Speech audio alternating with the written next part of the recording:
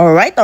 For today's video, gagawa tayo ng kilawin na bangus na may itlog na maalat. Kakaibang pulutan. Kaya samahan nyo kung tikman kung masarap ba itong ginawa nating pulutan. Alright. Una sa lahat, first of all, nagpunta tayo sa palengke ng San Fernando City, La Union. Bumili tayo ng 2 pirasong bangus. Pinaboneless ko na yan para pag uwi, aalisin na lang natin itong ulo at buntot. Hihiwain natin ng bite size. Mas masarap paglalagyan natin ng belly, mga kapulutan, or yung taba ng bangus. Then hinugasan ko lang ulit, saka natin ibababad sa suka ng mga 15 minutes. Then drainain ko yung suka, titimplahan natin ng luya pang alis lansa, sibuyas na pampaimas at sili na pampagana. 325 pieces na asin at 278 na paminta. Suka na rin at lemon for the asim kilig. Saka ako'y nalo-halo ng may kasamang pagmamahal. Alright.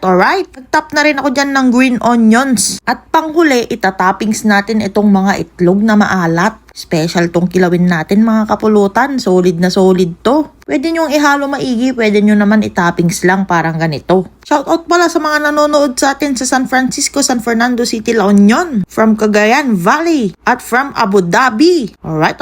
Mga gustong magpa-shoutout next video, mag-comment lang, mga kapulutan. Ready na ang ating pulutan na kilawin na bangus na may itlog na maalat. Pag kilawin, 2x2 ang magandang partner dyan. After tumagay, syempre pupulutan na tayo. Napaka-solid, napakasarap, ang creamy. Alright.